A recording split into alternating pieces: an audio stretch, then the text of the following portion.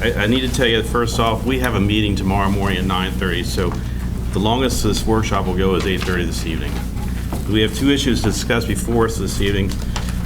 First is the on-street parking in Celebration, and then we're going to follow up with the discussion of the management contract. So this time I'd like to, and before we start this, because there is a confidentiality agreement in the community management contract, although we are taping the entire meeting tonight, we're going to be editing out all portions that relate to the contract. Okay, so we will have online the on-street parking in Celebration. Lee Moore has to leave very early this evening, so I've asked him to start off with the public comments. Before we start, can I have a couple of clarifications since I'm on it? The entire discussion was supposed to be about community management contracts, so I want to make sure we still have the full amount. So I'm assuming since the meeting was 6:30 to 8, there were 30 minutes for the on-street parking issue. Yeah. And then we're going to move on. Yeah.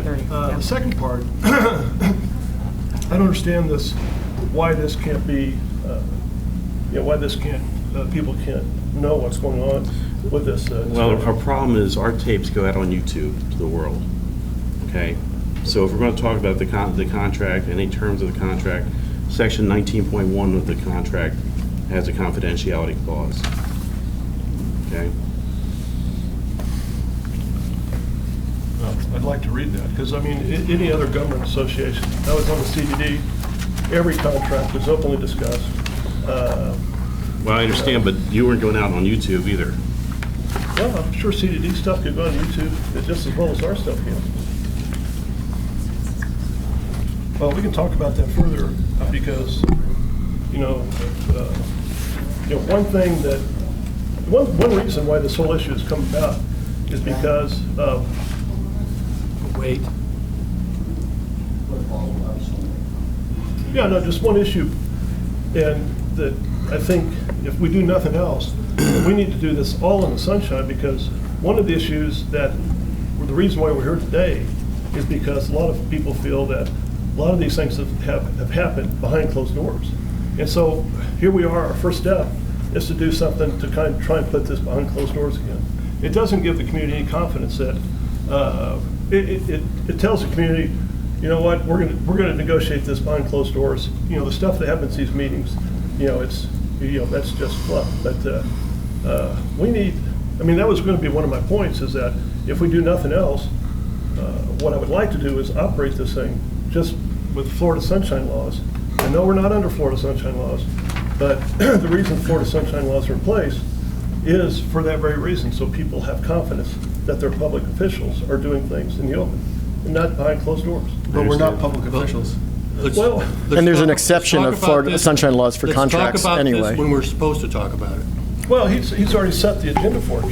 Can I change it later then? We can talk about when we get to it. This is still He public doesn't comment. get to mandate and say we're not going to. This is still public comment. Actually, This is what happened last board meeting. Paul actually Last raised meeting. the point of order, which You comes skipped my before before I even had a chance to. everything else All right, goes. Paul, let me ask you, read that there, and if we can stay within the terms of that statement there, then I have no problem with videotaping it.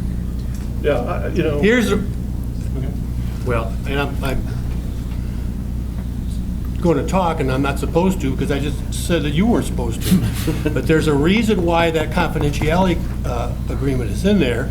And the purpose of that confidentiality agreement in the context of talking about a contract in front of YouTube is it will give CCMC's competition a extraordinary edge above once they know what the parts of that contract is. So all they have to do is just walk in and go and offer a contract right under it, knowing already what that contract consists of.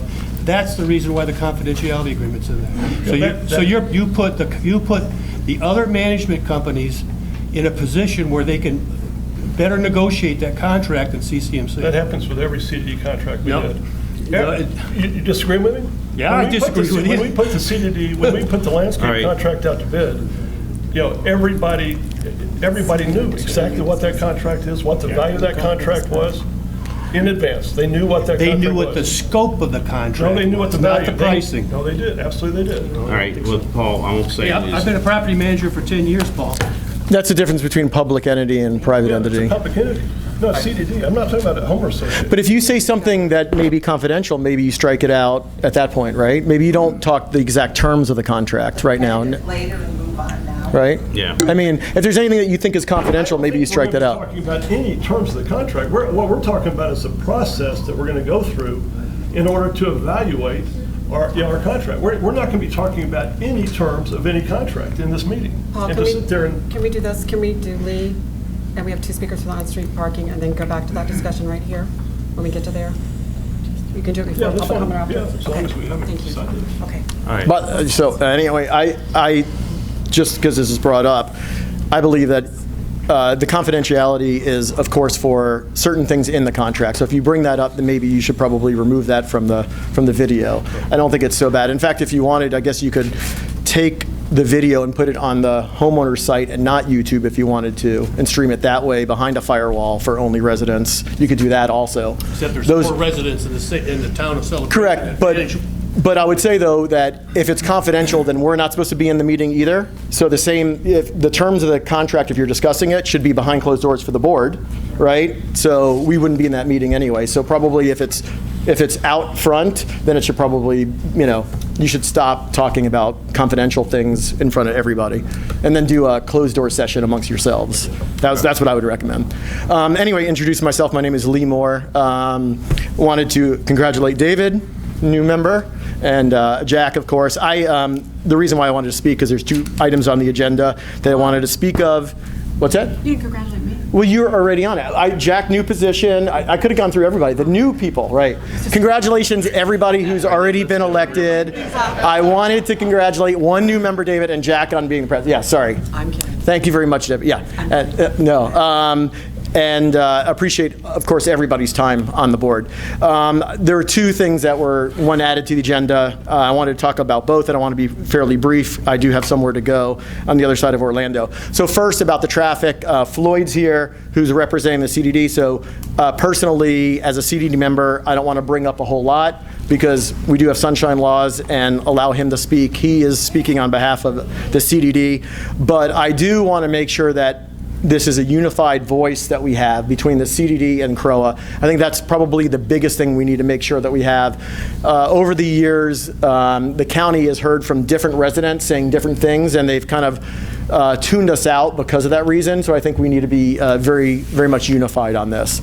So I hope that that what you're doing and the CDD, we can do it together. We have a meeting tomorrow, so if there's anything that you want us to bring, of course, bring that to Floyd, and we'll have that, we have it on our agenda tomorrow that we can talk about. So I won't talk about that, other than I'm disappointed in the county. And over the years, I've said a couple things, is that a lot of people said that Disney has been an overlord for Celebration, and I've always felt completely the opposite, that Disney has been the protector of Celebration for the years. And as Disney starts to go away, we start losing these things. We don't have a strong advocate for Celebration.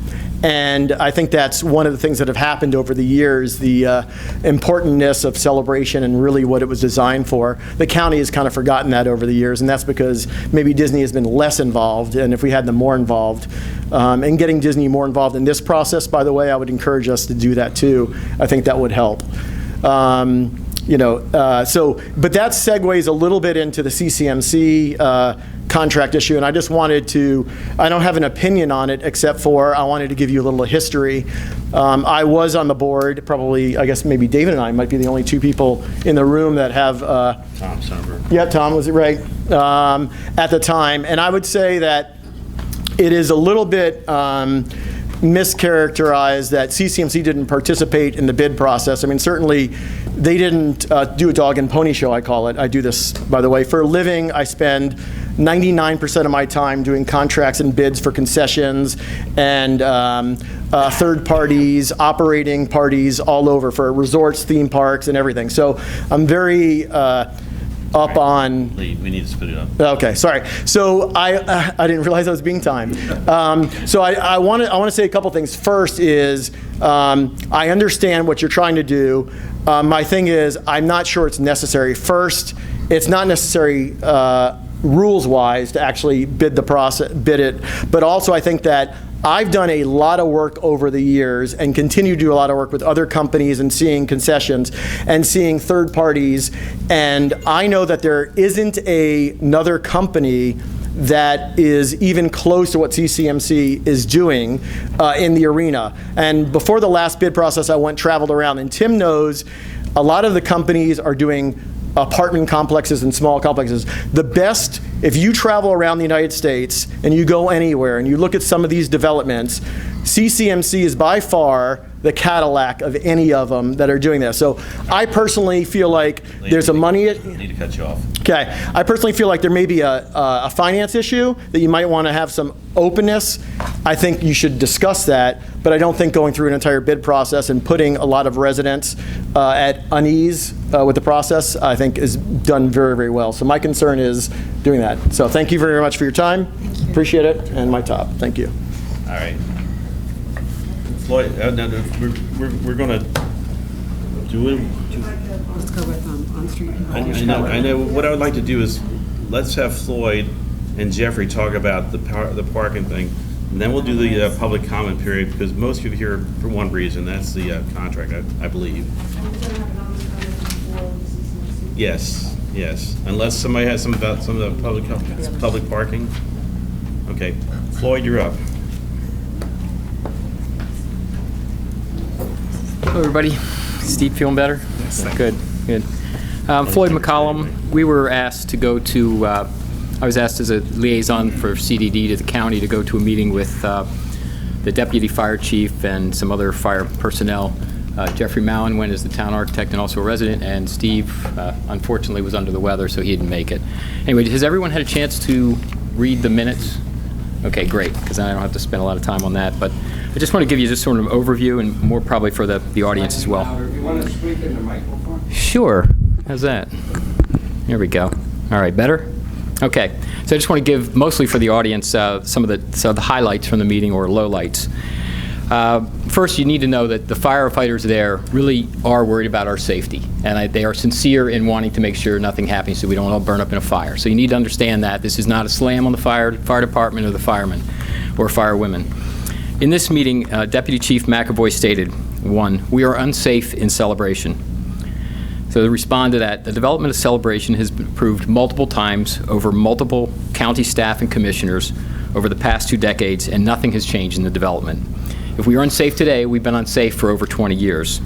And the county commissioners and staff have, in my opinion, been severely derelict in their duty, if that's true. Further, Deputy Chief McAvoy has been working for Osceola County for 10 years, and after all those years being responsible for our safety here in Celebration, he has recently decided we're unsafe. He couldn't pinpoint when that happened because he wasn't here in the beginning, but he was here for 10 years. So again, in my opinion, that's severe derelict of duty.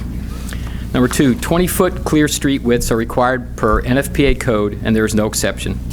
What this means is there's no parking allowed on any typical street in Celebration. Just to give you a kind of an overview of that, a typical road in Celebration is 26 foot wide. And you have, say, Teal. I'm going to throw some examples out. The other type of road is a divided boulevard that it's 2 one-ways, like Water Street, Nadina, Trumpet, where you have one way going one way, you have trees in the middle, and then traffic one way going the other way. Those are 19 foot. So a parking lane is calculated at 7.5 feet. So if you do the math, to meet 20 foot clear, you technically couldn't park on any street in Celebration except for probably the Boulevard, the Avenue, and Waterside. Those are the only ones that actually would meet this 20 foot NFPA requirement. If you can do the math, you take 19 foot minus 7.5, you're 11.5 foot clear. 26 foot minus 15 feet, which is 7.5 times 2 widths of parking, is 11 foot clear. Here's the response to that. The NFPA code requiring 20 foot cannot be retroactively applied to existing conditions unless there is imminent danger. Since nothing has changed in 20 plus years, and Deputy Chief McAvoy has been here for 10 years in Osceola County and has not pursued this issue, it seems like a leap to reach a conclusion that we're in imminent danger. Point 3, the fire trucks currently stationed at the firehouse here in Celebration are too big to maneuver on the streets and alleys in Celebration. From what we can gather, the county chose to purchase larger trucks to protect the office buildings at Celebration Place and not purchase properly sized equipment to protect the residents in the town. Number 4, Deputy Chief McAvoy stated, "Life safety is more important than parking on the street." Street parking was purposely designed in the plan of celebration as parking cars narrow the street, and what that does is it slows people down. It's a natural thing, just as the trees do. As you go down the street, if you feel narrow, it feels you can't drive fast, so that's why you slow down. If you get rid of the parking, you're going to naturally want to speed up. And so this reduces traffic, which makes it safer for pedestrians and bicycles, and reduces injuries.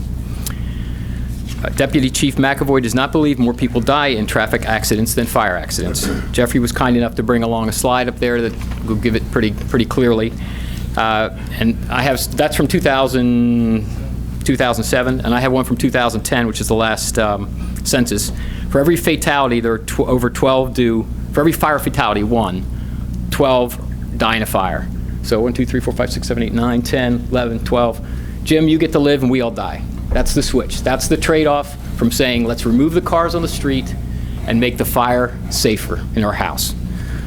For every fire injury, there are over 167 injuries due to traffic accidents. That's this room times 3. All injured. I don't know, Jim, I guess you get to survive.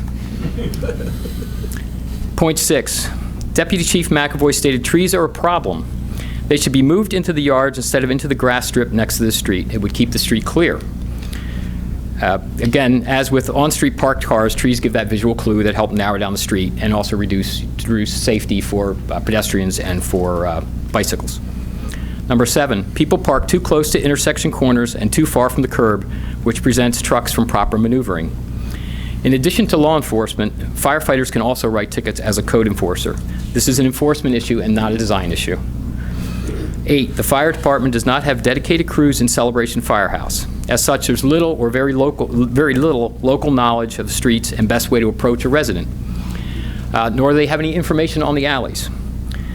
In response, if crews cannot be dedicated to this location, assuming there are maps for hydrants, I'm going to make that assumption. I don't really know. I'm assuming they know where the hydrants are, although in some of our conversation with them the other night, I'm not so sure. Many of them are in the alleys, why can't we have a simple database that ties on to the fire hydrants with local knowledge that you cannot get to this house from the front easily. There's more room from the back, from alleys. We used, poor Jeffrey, we're using him as an example on Croton, just so you understand. Croton was one of the ones they want to make no parking anywhere around it. We asked, none of them had been there, so they hadn't seen it, but they were ready to close that street down. Jeffrey mentioned that there are wide enough alleys. They didn't want to go down the alleys because, one, they didn't know anything about the alleys. Jeffrey also mentioned there's 2 fire hydrants in the back there. So, the logic here is you don't have any local knowledge. We need to have that. We can't have just anyone just showing up at this house and not know where to go. Let's see, one more. Oh, and also CDD can provide any information on the alleys if they need anything. We can give them anything they want. 9, neither Deputy Chief McAvoy or Traffic Engineer remembered that a request for detailed emergency call data was made by the residents at the January 11th county staff meeting with Commissioner Chowdhury. Deputy Chief McAvoy said he will provide it. Just as a response, I've attached a copy of the February 10th email from Jeffrey Mallon to both Deputy Chief McAvoy and Traffic Engineer Jodell, so they did, in fact, were asked this, as well as was the county. We asked that when we sent a response to the entire county commissioners. Commissioner Chowdhury did not issue any meeting minutes from January 11th meeting, and neither did she or any other county commissioner or county manager, Don Fisher, ever respond to the February 16th request for information from me. Not so much as a thank you for the inquiry, nothing. It was all sent again on behalf of Steve, representing CROA, myself on CDD, and Jeffrey's town architect and resident. In fact, there's been no response at all from any of the questions submitted, some dating all the way back to December. I personally invited Commissioner Chowdhury to come to the public CDD meeting to discuss the issues directly with the residents. She hasn't taken us up on that offer. She also did not show up at the fire meeting, which the chief deputy was actually surprised, McAvoy, that she didn't show up. So before I jump to have some next steps, the other issue that was also on this table, though, was traffic issues on Celebration Avenue. I don't know if you want to talk about that afterwards. I can just briefly touch on that, and we can move on. But those on the board will remember, but just for the public, we had 2 issues going on. We had Celebration Avenue. There's issues with the striping and the new turn lanes that speed up the traffic, taking away parking that we didn't ask for. And we'd sent them questions on all this as well. Well, the county can only deal with one issue at a time. You should know that. They can't deal with two at once. This is how they responded, and they'd get to this one after the fire one was solved. Fortunately, at this last meeting, I was able to ask the questions of Jodelle, Zabiero, the traffic engineer. So we did get answers on some, but she will be providing more information that we requested, so that should be coming. So sort of the next steps which Jeffrey and I have been talking about is we really think, and it's actually to Lee's point, we thought that CROA and CDD need to send a single letter that this is the town and this is what we want, and it needs to be very brief, very concise, and here's just a couple points to consider. One would be to cease their effort to remove county-approved parking from our streets, which will greatly increase traffic deaths and injuries, and we can give the charts. There's the second chart, by the way, from Jeffrey, that as you see it, the faster you go, the more people die. Provide the properly sized equipment to service the development, just like they did to service the office buildings. And third, investigate how a database may be incorporated into the fire hydrant plan to provide local knowledge on the streets and structures in the development.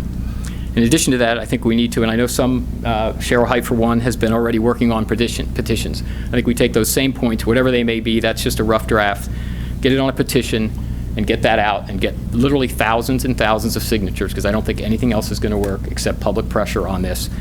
And CDD, I'm sure we'd be happy to. We're going to discuss it tomorrow night. We can post things online. We can help with the petitions, but I know the CROA board is probably more adept at getting that with the residents than we are, but we can certainly help on it. We'll discuss that tomorrow night.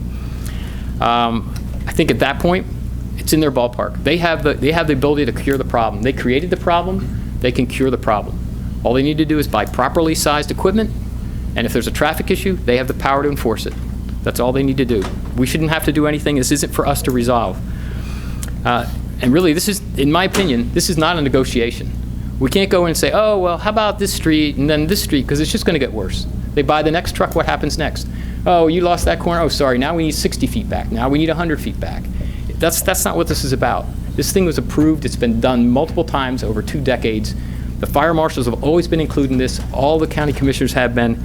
And I think we need to be standing completely firm and together on this, and just don't let them get away with this. It's going to kill the town if we do this. It's dead. It's dead. So, Jeffrey, I don't know if you have anything else you want to add. Thank you, Floyd. Yep. Floyd, can I add to your recap also? Sure. It was in the county's opinion that the development district was ultimately the final say in how the streets were lined. So that they didn't know exactly where that came from, but they felt like it was the development district's Yeah, and say I don't think that's true, though. Right, and yeah. I know that was part of that conversation of that second phase of the drive around, and we just haven't been able to get to Yeah, that. well, again, the January 11th meeting, there was no meeting minutes, so no one really knows what has happened. And the requests were made. I don't remember, Floyd, with regard to the equipment. Yeah. Okay, I know some of the ladder trucks require like 5 feet on either side of a. Yeah. What, an 8 I think foot it was. wide I think thing? they're even 8 foot on the ladders, if I remember The correctly. smaller trucks, is there a study of how wide those They're require? 5 foot Same thing? for the outriggers. Yeah. I think they're 5 foot, and I think it's 8 foot. I mean, we can look. It's in the minutes. Yeah, It's but you in the minutes. don't, so on an aerial unit, you do not need to place the outriggers in the street. I can guarantee that Oh. because I drove one. Well- So you don't have to place the outriggers of that in the street. They go in Yeah. a yard, they're common Yeah. to do that sort of thing. I mean, Well, they're not going to use. They don't need it at your house anyway. They need it for the office they need it for buildings the and the office hospital. building. Yeah, there's no, you don't need an aerial unit Yeah. for a 2-story building. Yeah. It's just not needed. No, but their comment was, this is our equipment, and we have to use it, and we have to use it everywhere. So they literally check fire hydrants with a ladder truck. How long ago did they purchase this equipment? I was going to say 2008, but I'm not positive. I know there's been talk, I'm not sure. We didn't ask that question.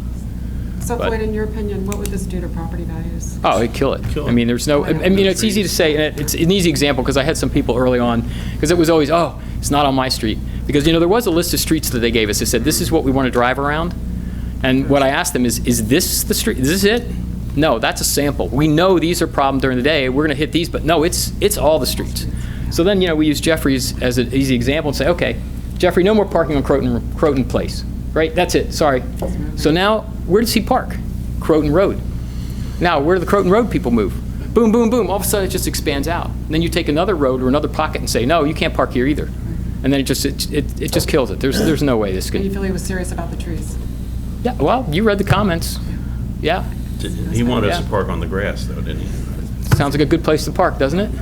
Yeah. Floyd, Yeah. I appreciate your copious minute Well, taking, you're because, welcome. as you said, they were not issuing minutes for Yeah. anything else. Yeah.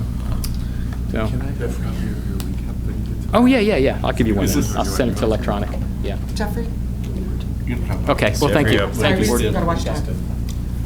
Thank you for hearing us. My name's Jeffrey Mao, and I live at 1114 Croton Place. I know you've got Floyd's comments, and I just support Floyd's comments. Those are very thorough and very accurate, in my opinion. But I would like to identify this map, which I think you've all received. This was given to us at the firehouse by Joe Dell, the traffic engineer, or the city engineer, county engineer. And it identifies measurements that they've taken of all the streets in Celebration. And if you look closely, the green streets are the ones where they feel access is just fine. There's no issues. All the other streets where it identifies the red numbers, they're typically 11 feet. As Floyd had pointed out, a typical street in Celebration is 26 feet. And if you subtract the parking on both sides, you end up with 11 feet of travel lane. Their trucks are 8 feet wide.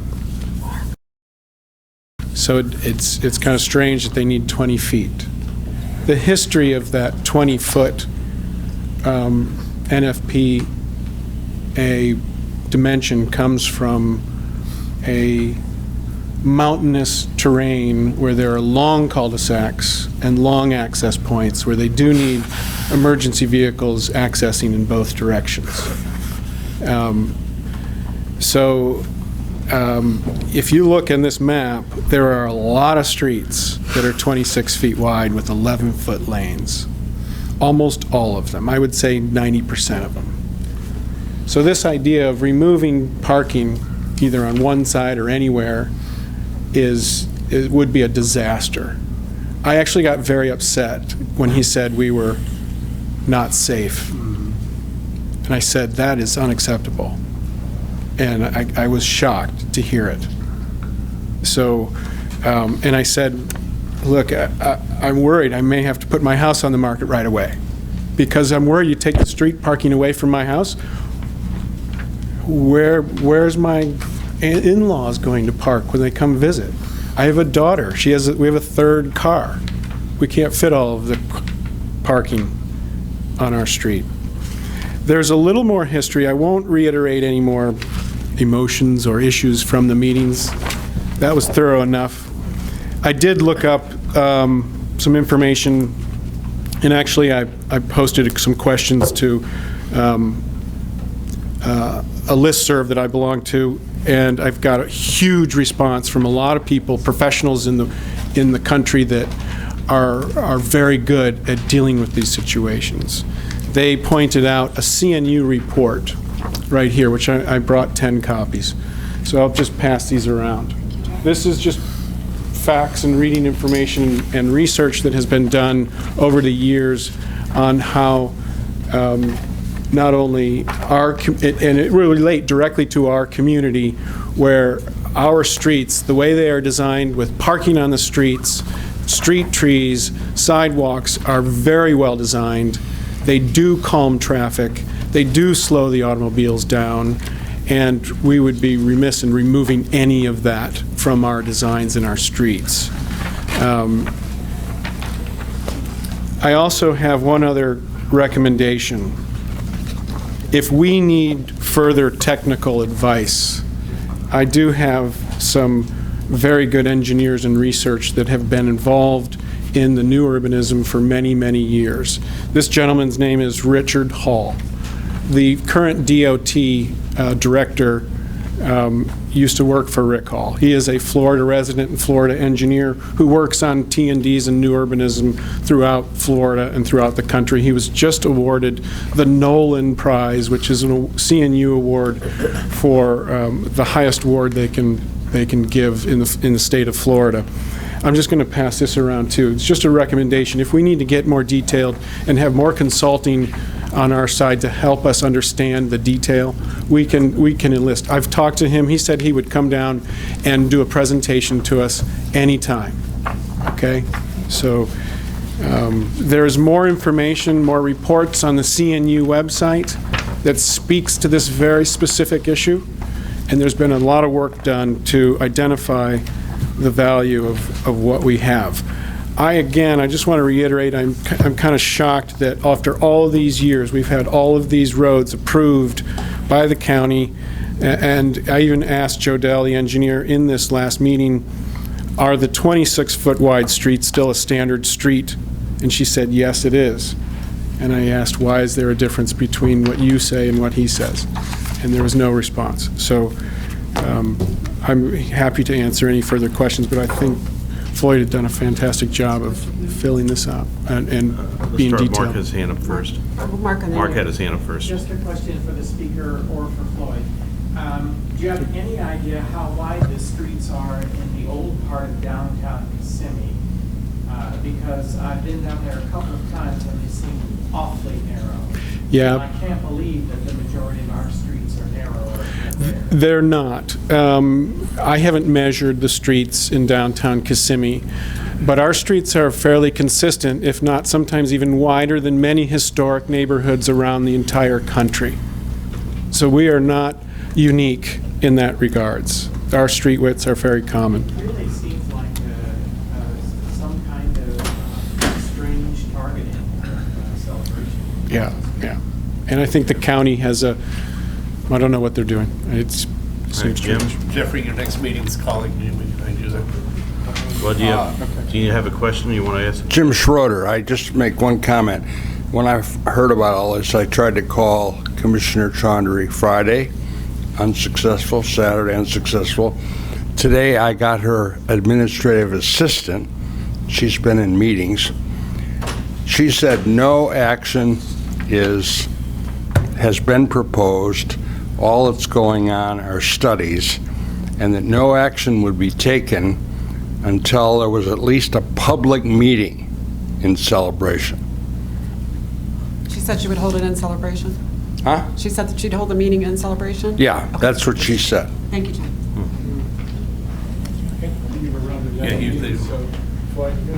Thank you, Jeffrey. All right. Any further comments? Tom? Sir, what do they want us to do? Speak comments right now, right?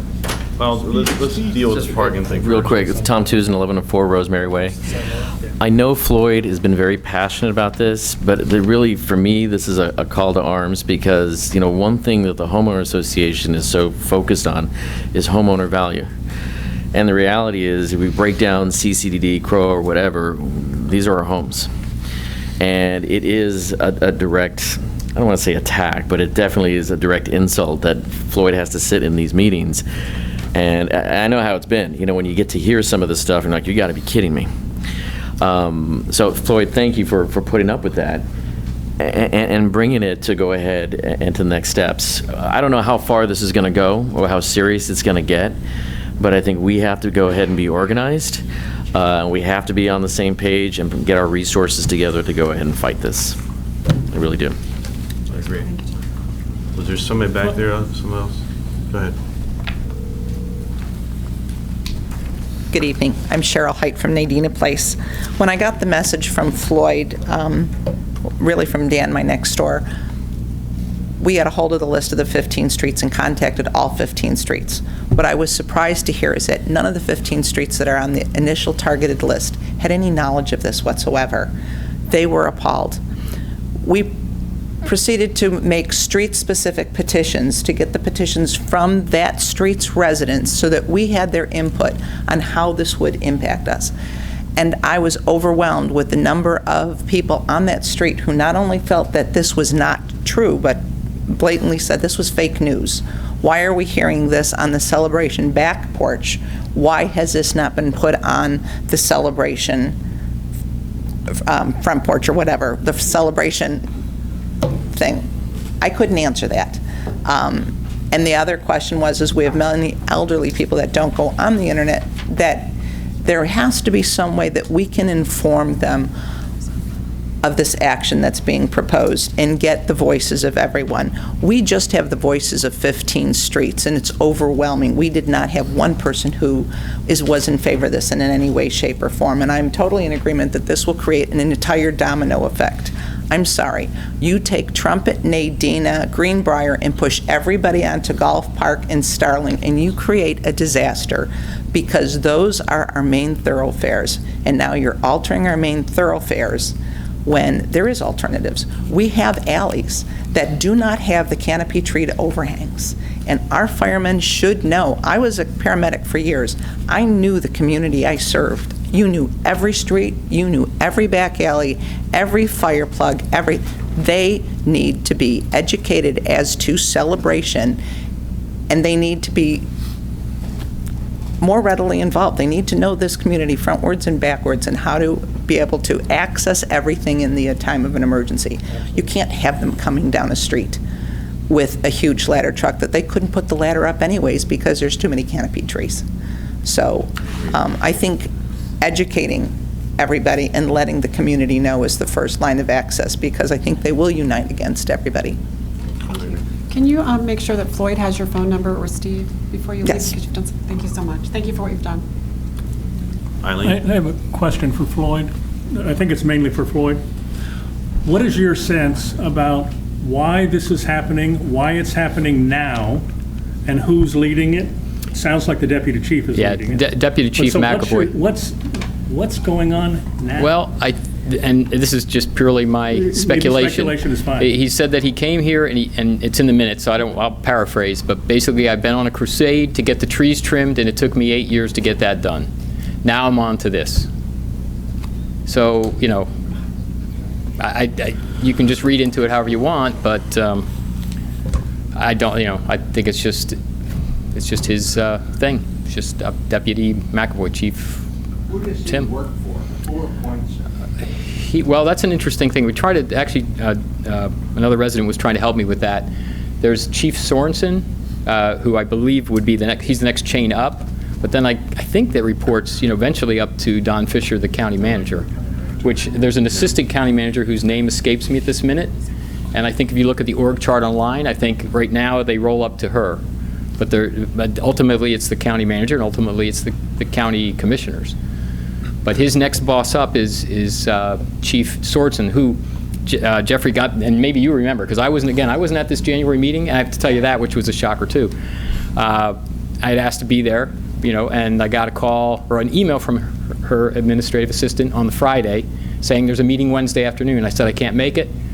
Well, that's when the meeting is, you know, so the liaison for CDD couldn't make the meeting, but that was too bad. So they had the meeting, didn't have meetings minutes, but and you can jump in if this, I'm going to hearsay from Jeffrey, that they talked about Croton Place in that same meeting, and Chief Sorensen jumped in and said, I can save you. I can get my truck in there. But we brought that up, and, you know, in the meeting here, and it was like, you know, we don't know who said anything. You know, it was just, because again, there was no meeting minutes, so there's no record of that. But, and I don't know if you remember anything along. Further than that, at one point, they just put the no parking signs up in Croton Place, and then when Jeffrey contacted them, they took them back down, because he called me and asked why they were up, and that was the first that I had seen them. Okay. Eileen, you had the next comment, and that'll be it for this part, because I want to get the board talking about this. Eileen Barr. I just was wondering whether the CROA board would consider it appropriate at this point for residents to, Commissioner Chaudhry did knock on many of our doors, and she did ask for our votes.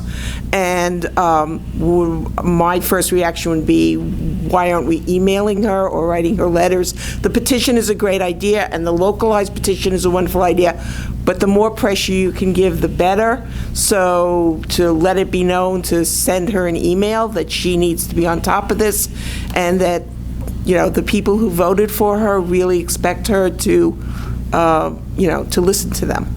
Okay. All right. To the board. Thoughts? So, I guess the thing that scares me a little bit in this is that, for those that don't know my background, I was a volunteer firefighter for many, many years. And the paid service guys will now cringe when they hear that there's a volley now talking about fire service. The thing that scares me about this is I'll dismiss everything about apparatus training or emergency vehicle operations instruction, all that sort of stuff. The thing that scares me is that the basic piece that you start with this is pre-plan.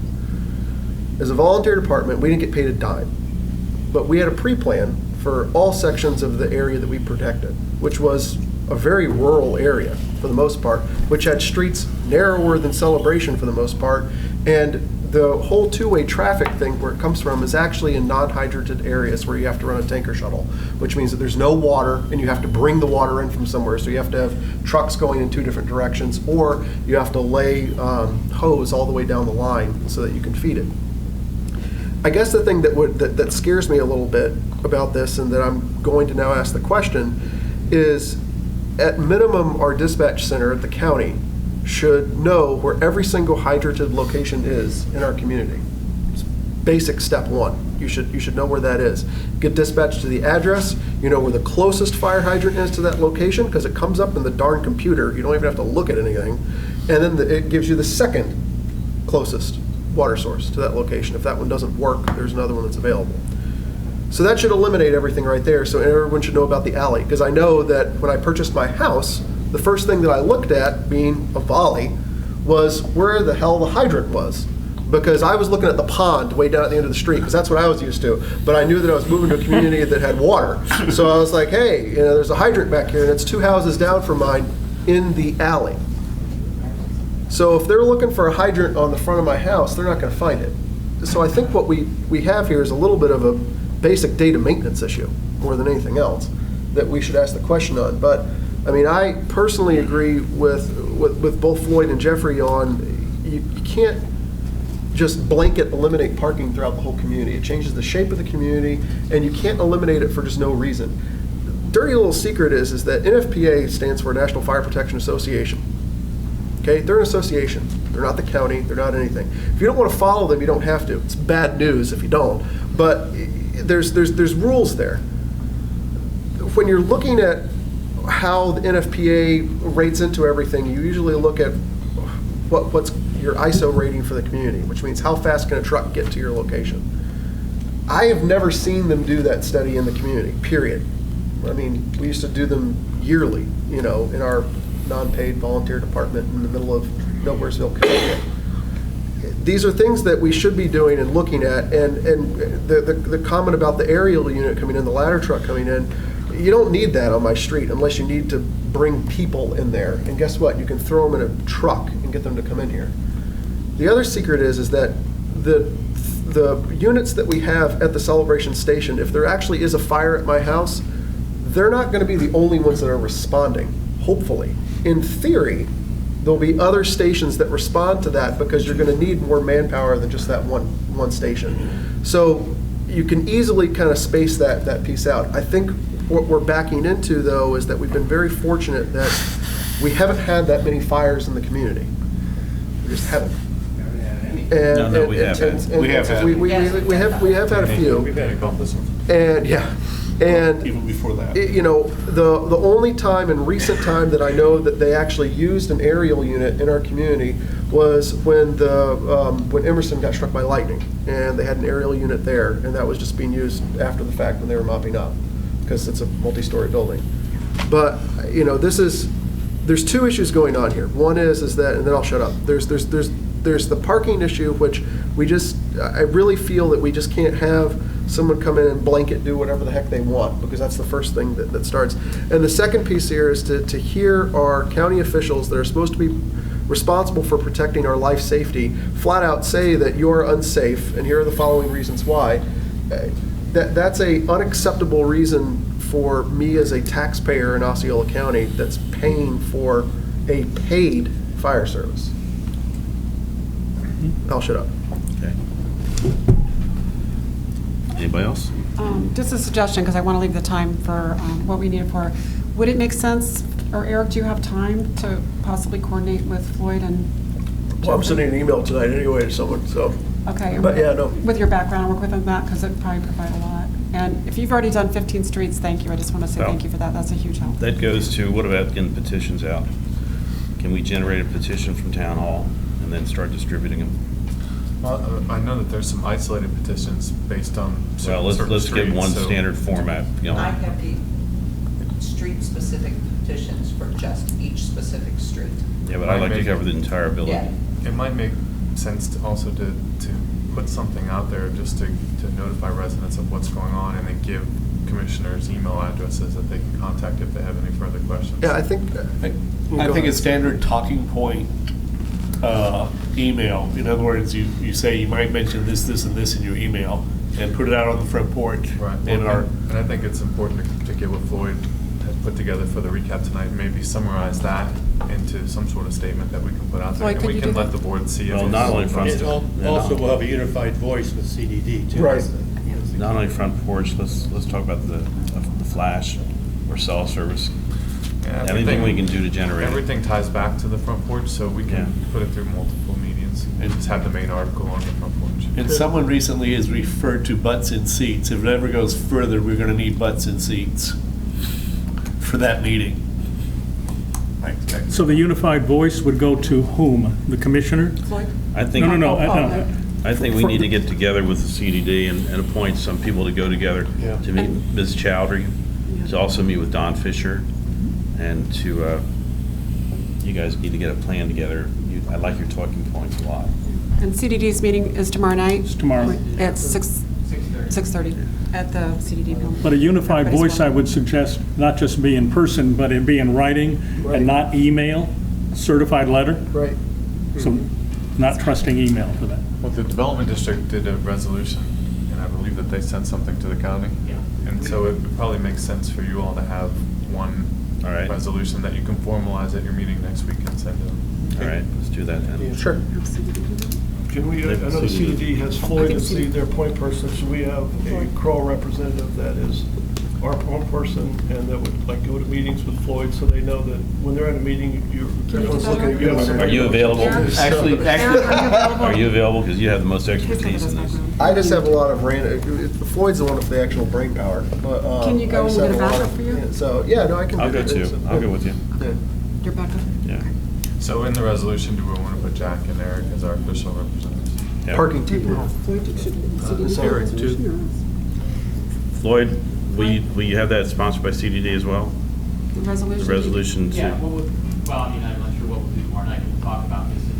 I think they ought to be insane. So Yeah. probably getting, maybe, I don't know whether, I'm assuming our attorney's gonna have to be involved, so our attorney can get you something as the drafting, make sure it's okay, that's what I would propose. Yeah. You don't want to Maybe use your the joint existing resolution? Makes sense. I think when you, well, I'm trying to remember what was on that. Maybe if we brush that one off, look at it, and Yeah. I think it would make sense to have the same type of wording in both. Yeah. Okay. Yeah, should be the same. Yeah. Cool. All right, one last comment. Disney. You know, Eisner was here, Disney has lots of office buildings, I- still have a lot of interest. There ought to be somebody at the Disney Corporation that can speak to these people. We reached out to him on Thursday. I have not heard back. Pat, have you heard back? No. Okay, we reached out on Thursday and sent the information, so we definitely are pursuing that, 'cause that's, And if we have to widen all our streets, what's that gonna do to Island Village? How many home sites is that going to? I don't think we widen the streets. You're dealing with utilities and stuff. I think we trees. Take that off the table. Yeah, that would require larger streets. Yeah. All right. With a big grid.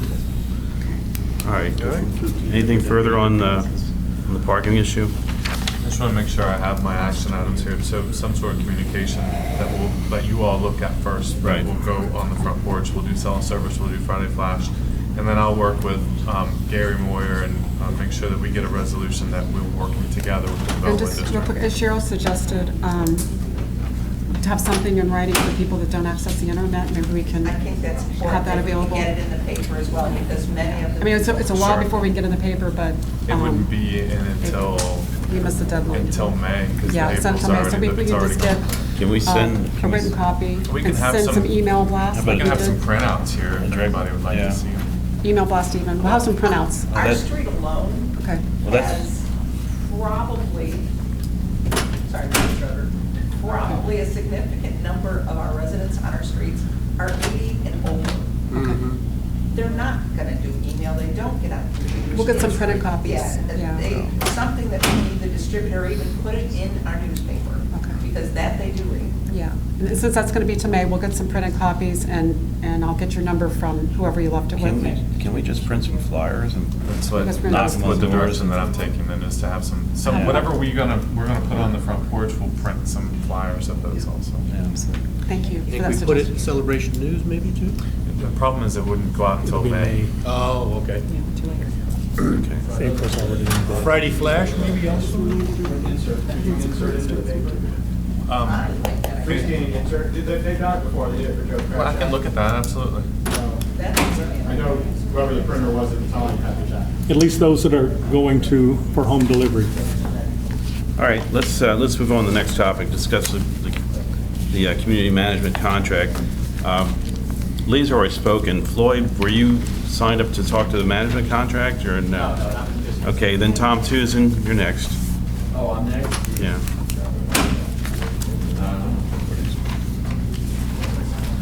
Do you just want to remind them? Just a reminder, because... 3 minutes. 3 minutes, please. Fine. I'm good. I don't have much to say. So it's that time of year again, right, where we got to look at contracts and look at all that stuff. I did send an email to the board concerning fiduciary duty. The one thing I want to kind of focus on is I want to make sure that everyone understands that fiduciary duty is focused on making sure you're doing what's best for the community. Okay? You're looking at all different angles. And I'm sure you are. Both of your background, not just on the board, but living in town and understanding your experience. You are looking at dollars and cents and everything. That's really important. The other thing, too, on any contract, and we did this in the past, is to focus on if there are different challenges or things that you want accomplished or a timeline to make sure those are inserted. Some of the stuff I've been reading, I've agreed with. I definitely think we have to look at it and make sure that we're getting the best deal possible, both in services and dollars in the community. But I also want to make sure that there isn't a question that past boards also didn't exert any fiduciary responsibility when they went ahead and did that. I've gotten a few emails which I think are just flat out rotten because they make it assume that nobody looked at anything and they just signed away blindly to CCMC. That was never the case. Also the fact that Steve knows I've ridden him hard the last 2 or 3 years because I haven't been happy about a lot of different things, and things have gradually improved. So, as you're looking through it, I'm sure there's a lot of different angles you're looking at, and it's not an easy thing. So, good luck to you on that one. Thank you. All right, Mike, you're up. I got you in order. I know which ones. No, you checked your name, so you were here.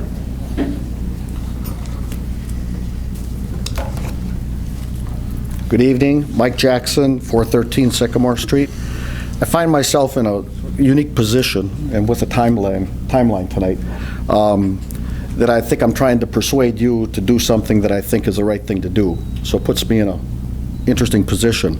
But let me give you what I call a trifecta, which is the 3 reasons to do a bid process or an RFP for the pending contract renewal. First, the homeowner's contract has not been bid in 19 years of its history from inception in 2000 through the current effective date of 2018. The language is outdated and ineffective to incent aligned behaviors that are efficient and beneficial for the residents. We have no knowledge of current best practices or benchmarks in the HOA industry due to our lack of engagement in the marketplace over the years. The need is for more than an economic comparison in a bid process. I would tell you the qualitative aspects are just as critical. Number 3, the incumbent will not give us transparency to our existing contract with charges specifically related to labor and wages, which make up approximately 50% of the annual budget for Celebration. So I'm here trying to persuade you on something, and I sent you an abbreviated transcript of the December 5th CROA workshop meeting that was now almost 4 months ago. And I'm just going to read a couple of excerpts that people spoke to there. First, Eric. Eric, you said it's not about the renewal, but the contract itself. Staff is outstanding. We are the idea tank for CCMC. What do we get versus being self-managed? There could be a risk to talent level. Georgetown brought landscaping in-house, brought the equipment, etc. Seriously need to look at bringing this landscaping in-house. On the 22nd of February, you said, I agree that an RFP, but also look at self-management. Tim, on the 5th, you said, value added is from our town hall talent. There are things we are doing that we could do better. Are we getting the priority in Phoenix? Fabulous idea that we consider bringing landscape in-house. On the 22nd, you said, open this up to an RFP, a simple statement. Paul, you said, what are we paying for in Arizona? Paying a lot more money than most residents think. Cost is embedded into labor. They won't tell us what it is, have a hidden estoppel. Estimate in most HOA contracts is labor plus 20 to 30%. We're paying upwards of 40%.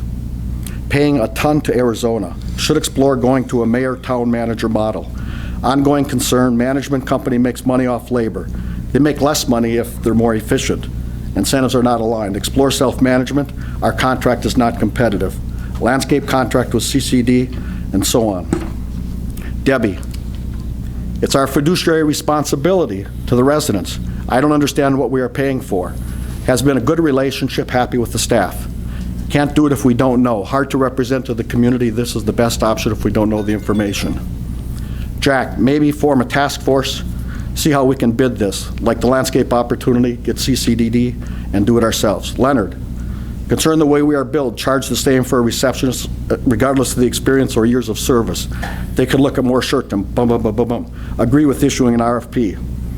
And Vanessa, your past president, the reason this is on the agenda, every single person has heard, can you explain the contract? Through the budget process, we found out it is a thorn. Like the idea of a committee need to be timely. Should establish a committee like the Education Task Force, evaluate all the options, RFP, flat rate, self-management, big success at Georgetown, establish a committee. And David, who spoke that night as a resident and not a member of the board, said, want transparency, quality, and cost effectiveness, run parallel with the contract and start the process of a task force. I wouldn't delay too long. This was on December 5th. We're now entering into the end of March, almost 4 months later, and we're still talking about this topic. All right, Mike, you need to wrap it up. I'm going to wrap it up with one last statement. The one thing that many of you have said is you're very happy with the CCMC staff, and I'm sure that creates an emotional dilemma. I would tell you that you can stipulate in a bid process that the successful bidder needs to employ all the staff. So that can be a requirement of the bid process, and that is, I've done that in the past. So if that's a blocking point, and hurdle, an emotional issue, you can stipulate in the bid process, in the RFP process, that the successful bidder must hire all the staff because you are happy with them, and that gives you continuity, institutional knowledge, and familiarity. So it was a very easy thing to do in a process. One last comment, if CCMC is the best in class, as a previous speaker stated, then they'll prevail in the RFP process. Thank you. All right, thank you. Eileen?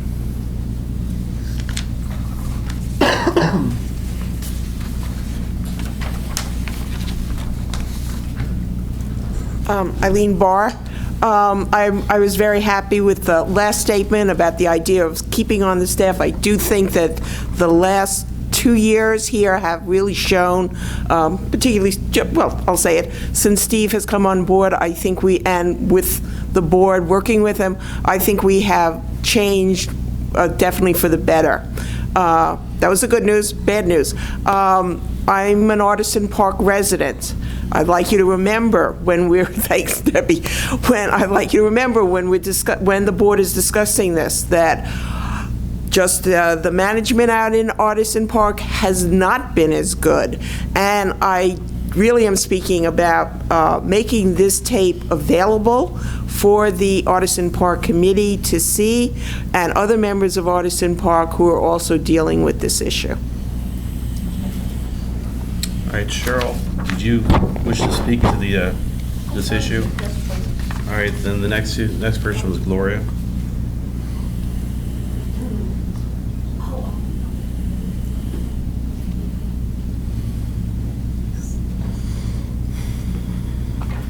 Gloria Neese. I reside at 910 Blue Sage Street, and I'm also the executive director of the Celebration Foundation. Thank you, Floyd. That was amazing. That was a lot of work, and I really appreciate. I'm not here to talk about the traffic study, but I wanted to say thank you. And I want to thank each of the board members. I know that you do a lot of work, and I really appreciate your time. So last time when I got up to speak, I mentioned a couple of words: best business practices, fiduciary responsibility, and transparency. So I know that as an executive director, nonprofit, I belong to AFP, and I'm governed by certain ethical standards and certain responsibilities, along with boards that are nonprofit boards. So I did some research because I love to do stuff like this, and I found the Center for Community Association Volunteers, which actually, I believe CCMC, some of your senior executives are members, and yeah, CAI. So I thought, well, let me go to CAI.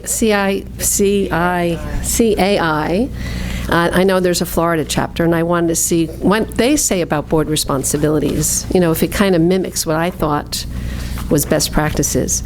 So this is on page 29 of their Introduction to Community Association Living.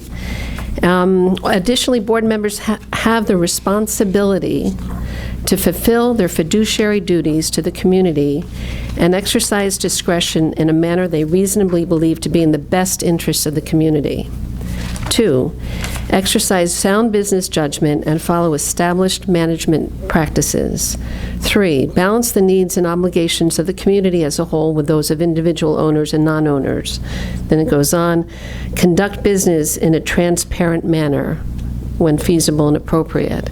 So I'm sure that when you were onboarded or inculcated or to the CROA board, I'm sure that there were board responsibilities that were shared with you. So I just wanted to kind of reiterate, it wasn't just something that I pulled out of my hat. This is a national organization that also talks about board responsibility and best practices. So when you're looking at an RFP opportunity, you know, for what the management contract is, you know, I think it really is your fiduciary responsibility to follow those best practices and get an RFP. My opinion. Thank you. All right, that exhausts the list of people who signed up. Adam, you had your hand up next. Mark. All right, Mark. Good evening, Mark Hayes, 308 Reeve Street. I want to just begin my remark by saying that I think the services delivered by CCMC are exemplary.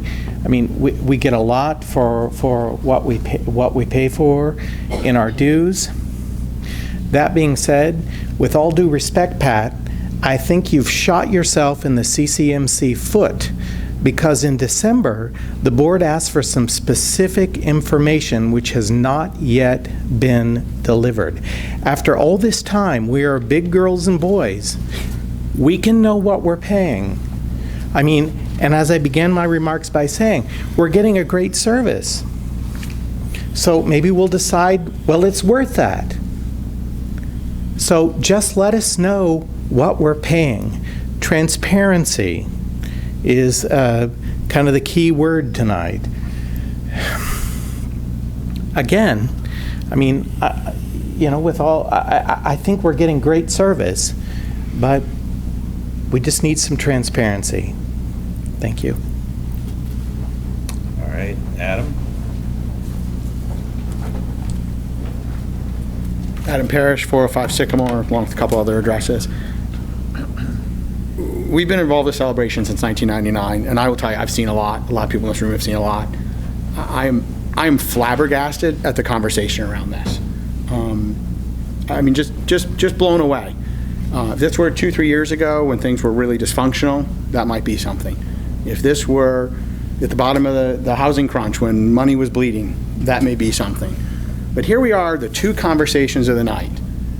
Parking, which has a direct impact on everyone's property values, or now something that's working like a spinning top. I am shocked.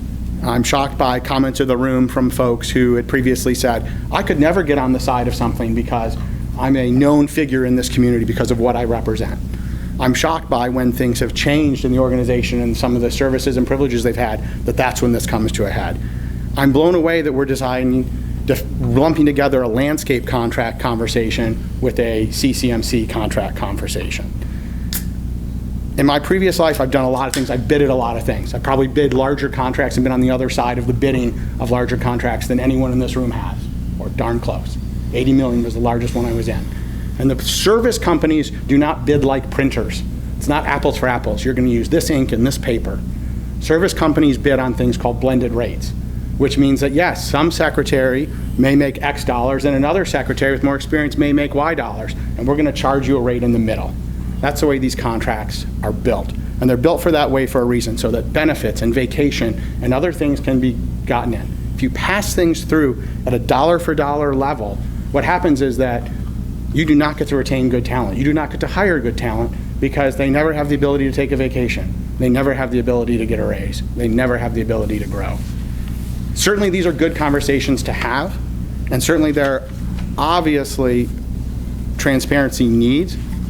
But to go, let's spend effort on this right now, at this moment in time, when probably the most fundamental thing that could impact our property values is on the table, and yet we want to have a pissing contest internally about this, boy, are our priorities questioned. And in all the years I've done this and been in this town, I've never seen the priorities this whacked. Table this. Give it time. Let's get through the parking. Let's give them time to get some transparency done, and let's focus on what's important. If I've learned anything in this life, you can't do two big things in your life at once. I can't get a beach body and go be really good at my job. There's not enough hours in the day. Don't ask these folks to try and save you a nickel and save your parking, which is going to impact your value of your house 20, 30, 40%. Okay. Anybody else like to speak? Sorry. Cookie? Cheryl, I'm sorry. Cheryl. Can Cookie go first? Cookie, Sorry, yeah. Then we'll go you, sorry. She's short.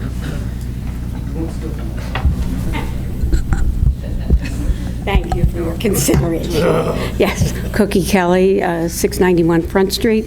I fall somewhere between Adam and most of the room, I think, when I say that because we are having one trauma means that we delay yet again the ongoing 19-year trauma, or if you want to call it that, and that's a bad word, but we delay a decision that simply it should be a part of a function, a part of what we're doing. It simply should be, that's it. Every 5 years, every 7 years, whatever is dictated, that's the time to have an RFP. It keeps us sane, it keeps them sane, it keeps everybody sane. Why are we so afraid of having the best person win? And yes, it is money to be expended, but we have a big budget. We have a big budget. This is a major corporation going on here, and we need to be responsible to the homeowners. I am sure that we can pull out the cost for some consultants and whatever, and it simply should be business as usual.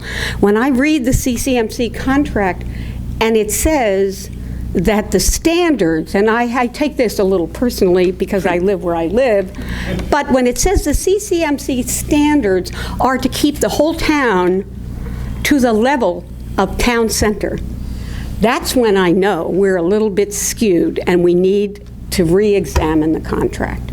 I'm heading out the door, but I want to thank you all for everything you're doing and keep going. Thank you. Can I make one comment before you leave? That contract was not written by CCMC. It was written by Disney. Oh, I know that. Okay. But it still is, I'm talking about the timing of it. I agree with what we need to do is restate the contract, a CCMC contract, instead of a Disney contract. Well, Okay. and I'm not disagreeing with you. I jumped on that as just like a springboard. Well, we knew what the standard was, and we've upheld that and done better than their standard, obviously, for the years. Really? I think we're a whole lot better than the town center would be. Okay. Come over to my place. I understand the situation, though. Ciao. All right. Anybody else?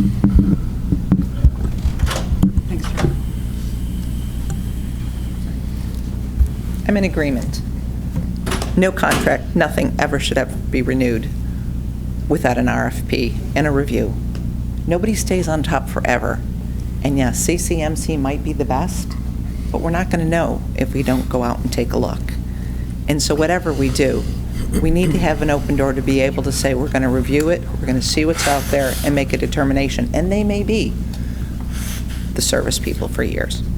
And I fully believe that this community was not aware of the traffic thing coming down, but that doesn't mean halt what you're doing with the RFP. I would say we can do both and just pull in more hands to do it. I wouldn't stop one or the other. I agree, 100%. Traffic comes first because it's pedestrian safety, it's vehicular safety, it's safety. But we can do both.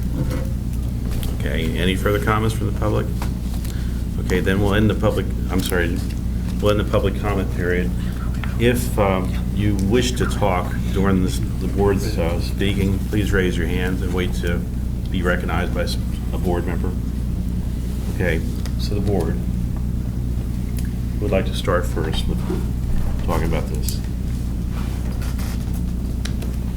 I will. Go ahead. I think what we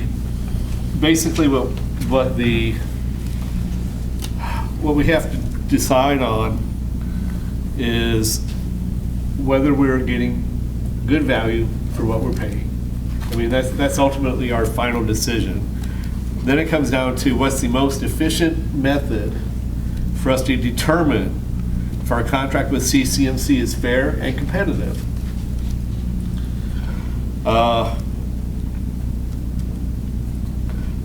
We don't have the information as of right now about that competitiveness.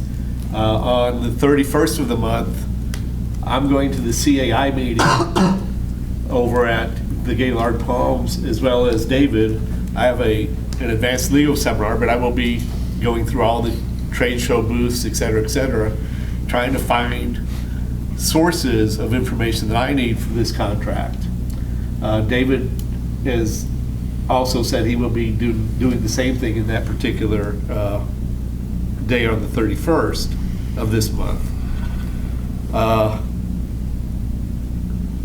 As part of that, we can compare, once we can get the proper information, we can compare what other similarly situated communities pay for similar services.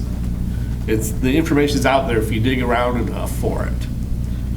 And then you apply that to, this is the level of service that we're getting, this is what we're paying for it. It looks equal. We're paying this much, it's not. You know, we're paying this much, we're having a good deal. But we don't have any of that information yet. Sorry, I have notes on 3 different pages here. I agree that there is 2 things that the board especially has even, is that lack of knowledge of the transparency of the contract and verifications that are that we're paying an amount within industry standards that we should be paying for the type of contract that we have. I have some suggestions on where we can go from that, but let's go ahead and just set it up the board from there.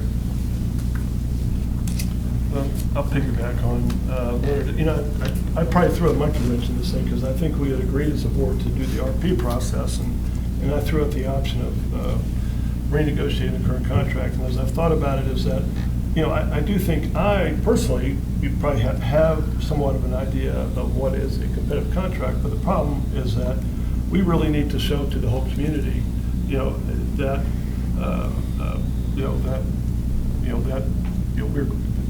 it is it's just me, Paul Collins, saying it's a competitive contract.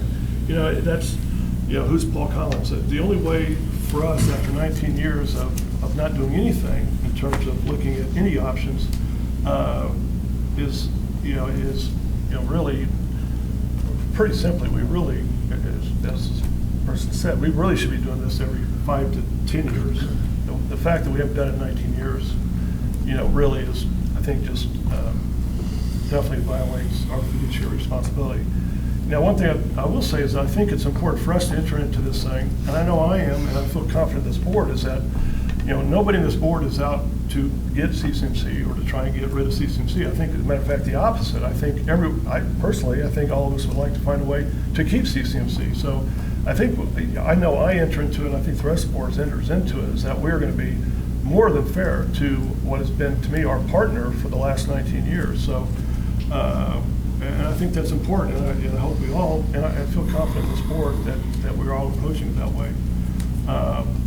And again, at the end of the day,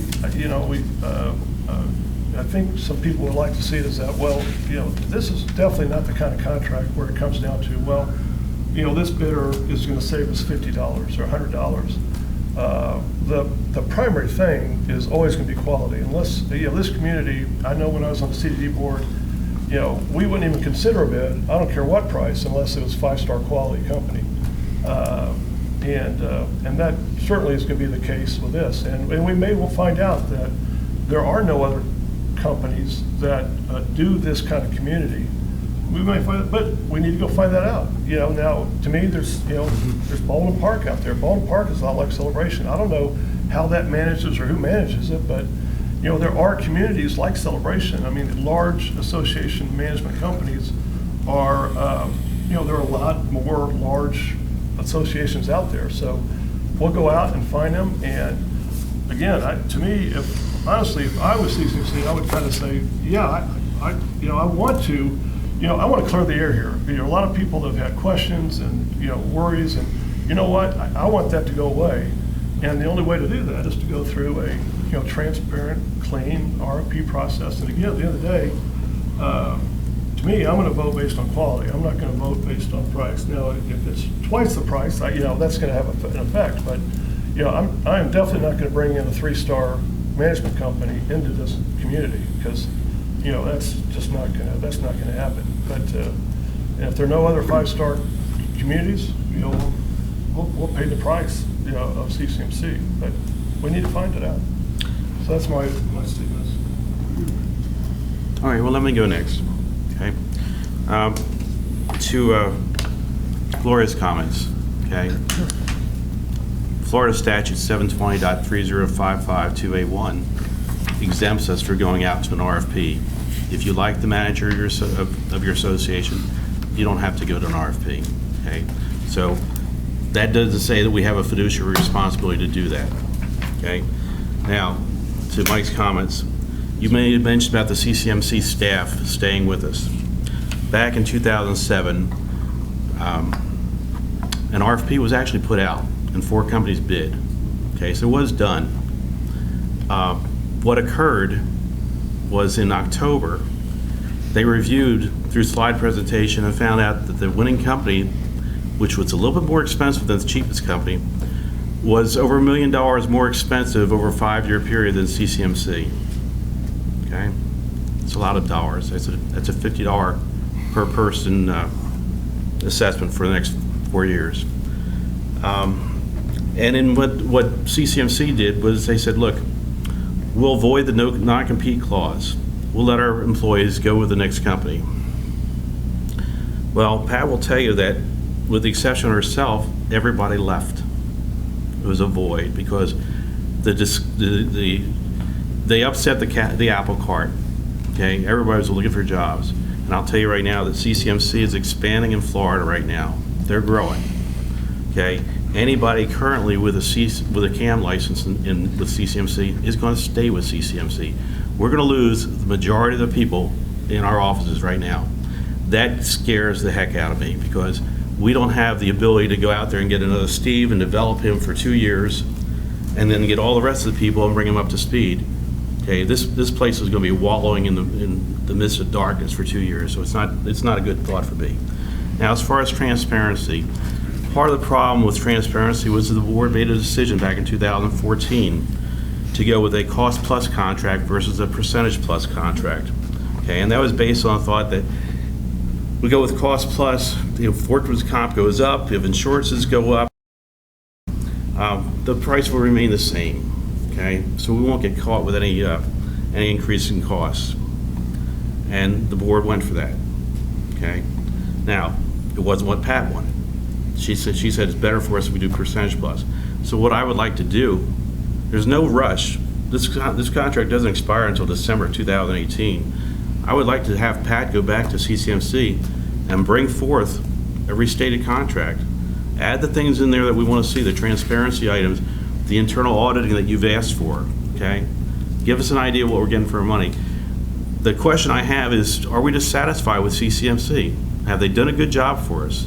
I mean, we would not have the Civic Quarter had it not been for CCMC.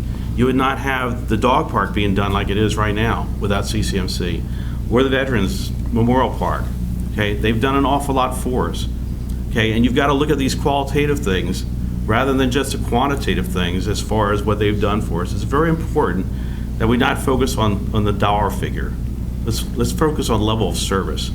And all I can say is the people we have here are invested in us. Our town hall staff, they do a great job taking care of us. Okay, I don't want to lose that. I think Let's finish the board first. I think so I have two concerns. One is that I've been through a bid process where I was actually on the receiving end of, I was told that the firm that they were using, I could join another firm and stay on with the current project that I was working on. I left the company. So there's no guarantee just because if we were to switch management companies and say, hey, we want everyone to be hired, yeah, I was offered a job, I didn't take it. So that's not necessarily a guarantee. To piggyback off of what Paul said, I did not buy into this community because it was a cheap place to live. Quite honestly, when I purchased my home in Celebration, I could have gotten 3 times the house if I went a little bit down the road into Davenport. Easy peasy, brand new construction. But I didn't want that because I wanted to raise my family in this community. And I think that when I was president a few years ago, one of the things that got brought up that was very non-politically correct for me to say is that we wanted to state that we were a very inclusive community for all folks, which is true. I want that. But I'll be honest, I don't want to live in a cheap community. The type of area that we live in is expensive. Just, it is what it is. But we also have a certain level of service that we get associated with that. I get really concerned if we start to look at things by a line item pass through without evaluating what we're actually getting for that service. I was very critical, as Steve and Susan can attest to, you're already giggling, this is great, of CCMC. And I still am very critical of CCMC at times. But it doesn't matter who would be sitting over there. I would still be critical of them because there's always going to be something that we can improve on. So I think what we need to figure out as a board is decide, let's dismiss the whole going out for bid, or do we do an RFP or an RFI or whatever it is. We need to establish what our goals are. What do we actually want to do? Are we trying to figure out if we need to go out for bid? Are we trying to figure out, what is the problem that we're trying to solve for? If it's a transparency problem, then let's look to figure out how we solve that transparency problem. And do we need to bring in external resources to figure that out or reevaluate it? Fine. Are we looking for a financial problem that we're trying to fix and evaluate? But I think that we need to set those goals before we decide to do anything, either go out for bids, at a task force, wherever we want to do.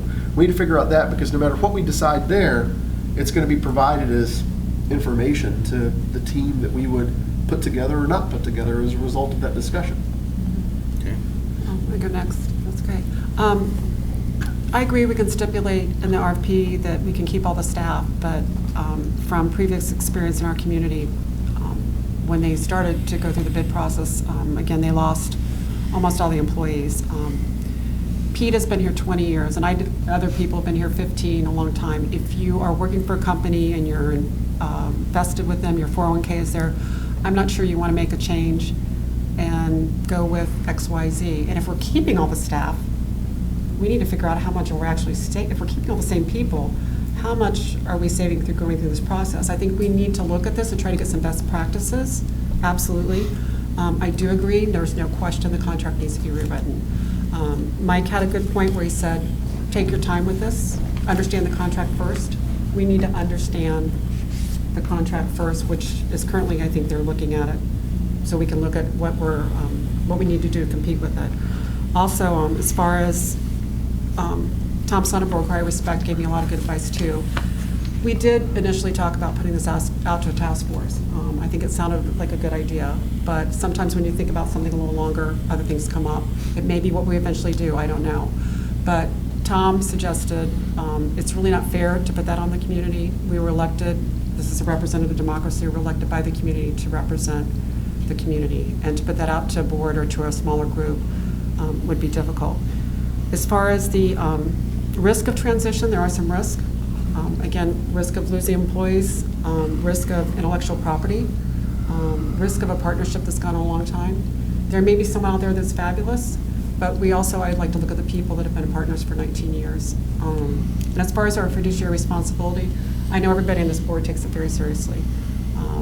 We want to know what we're paying for the contract and look at best practices and look at other communities. I don't think we want to, or there's any need to jump right out here with the time we have left before we understand exactly the contract we have, which is something we've in the process of doing, I hope. As far as that, the fiduciary responsibility, and I know you sent this, Mike, but when facing a decision, the board member should always make that which is deemed to be in the best interest of all its members and all its residents. We have a group here in the room, but we have to look at all of our residents when we make a decision. And there's many times we set up in our board and we've had people yelling at us and upset about something. We have to look at what we feel is in the best interest of the entire community. And I think that's what everybody does in their own way. But that's what's most important, is to represent all of you. All right. Tim? Well, being almost the last one, about everything has already been said. But just in regards to fiduciary responsibility, and our fiduciary responsibility to our residents is to bring the best product possible to the table, and that product serve the residents of this community to the best of their ability. And that doesn't make any difference whether it's a landscape contract or a management contract. Our responsibility is to bring the best product to the table. Okay. That said, there are more than one ways to skin that cat. I've spent almost a decade in the property management business, so I know what a good contract is, and I know what a bad contract is.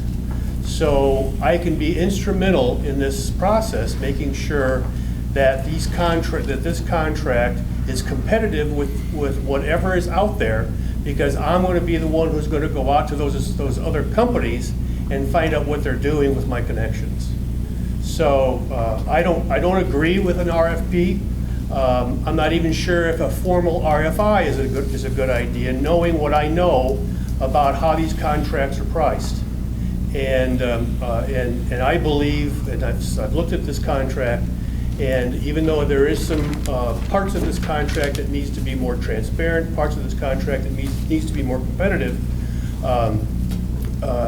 I'll be able to come to the table with what is the best practices for these kinds of contracts in Central Florida.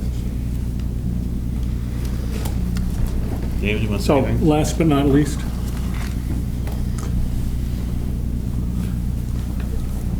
So what I've heard in thinking about this over the last month, actually since December, since it was first put on the agenda, I guess my perspective is one of moving from this point forward. You know, we're in March, the contract goes through December of 18. When I think of fiduciary responsibility, I'm thinking of quality service, which has to do with dollars, but it's about quality, so it's not necessarily a low bid or low price. I'm also when I think about fiduciary responsibility, and this goes to Debbie, it's what's good for the community. So I'm going to quote Paul, and I will challenge one word, if I may. Where you ended, which is where I'd like to start. The best way to address this is a clean RFP process. And what I would propose for us tonight is the best way to address this is a clean process. So I don't jump to an RFP. I jump for us, and again, this is fiduciary responsibility to the community. And then it goes to, I think what Adam said is, or maybe not he said, but what I took from what he said is, we don't need to stir this up to create lots of work. And then my takeaway is, unless we really need to do a lot of work. Now, we may need to do a lot of work, but I would propose for us, and I see this tonight as not our last discussion for sure, but it's really the first formal time that we're addressing this issue. First formal time. We did a little bit, or the board, 6 of you, and Vanessa did just a little bit in December to start things going. But I would propose that we restart and look at what's the process that's appropriate and what are the potential options, one of which is a wide open RFP. Another is potentially taking the RFP or taking the services and dividing into sub-RFPs. I'm not proposing that, I'm saying that's an option. Another that I've heard talked about is self-management. Another is don't have an RFP, use the existing contract and tweak it, modify it, adapt it, whatever, rectify it. This is, so that would be a process. And again, maybe part of what you said, Debbie, is maybe part of our responsibility, maybe a subset of the board, is to tackle that for our next, not our next, our April board meeting. I don't think we have 18 months to deal with this. I'd quote myself back from what Mike quoted earlier, that time is of the essence. So I'd like to see this moving fairly quickly.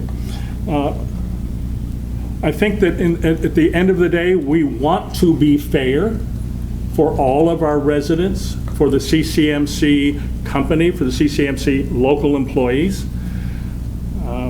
As we look at our next step, our next month or 2 or 3, part of the SWOT analysis may be appropriate, the strengths and weaknesses of various options, and seeing what might be the best part ahead. Again, part of what Leonard and I will be doing 11 days from now at the conference nearby is trying to get some of the best practices, the benchmarks. You know, are we at the state of the art? Are we close to it? Do we have a really good thing? And so that's something that we'd like to look at. And I think that would be important of a, if you will, a subgroup or some of our more deliberation. What are some of the best practices? And I think there's going to be a lot of follow-on questions. How do we get greater efficiencies? I think this is Paul, something you said, I recall way back when. What are the incentives for any contractor to do well? What are the built-in incentives for efficiencies? And again, that's for good services for residents and cost efficiencies for us. And I think, again, transparent process doesn't mean, to me, this may be offensive, but it doesn't mean all the details are out there in the public for YouTube and everything. It's the process is transparent, and there may be some things that are behind closed doors, and I think that's okay. But a transparent process, once we know, and I guess maybe this goes to your point, is what are those factors that are important for us as we make a decision. Again, quality, and again, a transparent process. All right, Leonard, you had a comment. Yes, I'm not the best orator, as you guys know, but I don't think, I think what David has just brought up as being a board working group that would get information and bring it back to the board at the next workshop would would be a great idea. I also, I mean, Jack brought up a while ago, he'd said the dollar figure doesn't matter as much as the level of service. I don't think he meant exactly that. I think he meant the dollar amount doesn't matter if it's compared to the correct level of service. In other words, we're getting a good buy for the dollars we're spending. And if I'm wrong, you can jump all over me in a moment, Jack. In a moment, not now. If we do decide to go out to, if we gather this information, I would call what we're doing right now a competitive analysis. That we need to go through and analyze what we have, what we're paying for, what is the industry standard for what we're paying for. I'm sure the CAI has information where we look up groups around the country where we can see a community that has, and basically we have 28 full-time employees and approximately 19 part-time employees. I'm sure when you add those two together, you round up with about, the equivalent of about 40 full-time employees. So we look for companies that provide services to that level. In other words, they have a fairly large number of employees at various sites, plus that they have in addition to the employees, the number of homeowners. In other words, maybe we only look at companies that already have several units that have 3,000 plus homeowners. As of the end of 2016, we had 4,321 homeowners. So as we look at all of these things together and bring information back to the board, it may be, as we have looked, quote, under the hood and done our competitive analysis, that the deal we're getting is good. It may be that we think we're overpaying, and if we're happy with service and the only problem is price, and we say, look, CCMC, we think we're overpaying by 2% right now, and I'm just throwing a number out there. I have no idea what that number is. But whatever that number is, then we can always throw it back to them and see their reaction. They either, if we can show them where we have come up with numbers where we believe we're overpaying, there's talkability there. I think the RFP, if we get to the RFP process, we should hire a consultant to write the RFP and come in and do the whole thing for us as a professional that does homeowner associations for large homeowners associations, RFPs, has practice in that already. I think us trying to throw together an RFP, no matter how many talented people we have in town, will not work as well as an RFP done that way, if we ever get to that point. So I'm finished. Thank you. Can I suggest something or say something? I mean, I think everybody's made kind of their opening, kind of their position, and I think Eric made a very good point, is that, well, the next step really is, what are our goals? And once we determine what our goals in, I think that will then say, okay, what we need to do. Let me list it, because that's, my list coming in, that was my very first, what are my goals? What am I trying to get out of this thing? And what I listed, and I think maybe if we haven't all come up with our goals, then that is our next step, is to come up with our goals, and then we can align those, and then from that, I think we'll be able to determine what path we take. Now, for me, my goals, number one was a competitive contract, or ensuring that we have a competitive contract and that we have high quality, a very high quality service provider. Definition of fiduciary responsibility. Definition of responsibility, yeah. The second is that my goal is to have transparent cost. What are our costs are transparent in terms of what we're paying. Third was fees aligned with the same goal as CROA. So whatever fees we pay to our service provider, they have the same incentive, as we do. We talked about labor and how, that our, CCMC currently, the more labor they spend, the more money they make. I'd rather it be the less labor they spend. If, they're looking for efficiencies, and they're rewarded by that. And the final is efficient use of labor. So those are my 4 goals, is that, but I go back to number 1, for me, and to say a competitive contract, high quality, we're making a discussion. I don't know how you do that without getting other providers in to talk about what they're doing. And I think that'll be one of the real positives coming out of this, is that people come in and say, we're doing this, bang, bang, bang, this, and that'll give us ideas about how we can provide better service in this community. But I guess I go back to, in terms of my goals, I don't know how you get for my number 1 goal, a competitive contract, high quality service provider, how you do that without going out and seeing what other companies are doing out there. So that's, but I don't know if everybody else has taken that step, but to me, that would be a good next step, is for all of us to kind of say what we're trying to get out of this thing.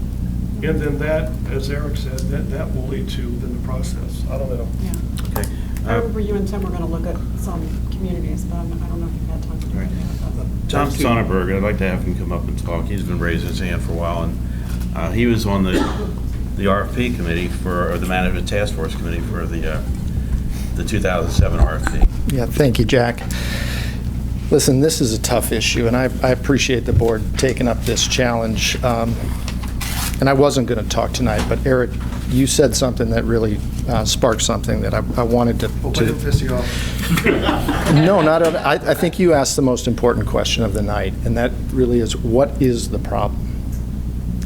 So what you don't want to do is start solving a problem that doesn't exist, like the fire chief has done. He's creating a solution for a problem that doesn't exist, right? The problem is that we don't know state of the art. We don't know competitive pricing. We don't know other companies who might be out there. That's the problem. So you've really got 2 choices. You can competitively bid this contract when it comes up, or you can renegotiate it.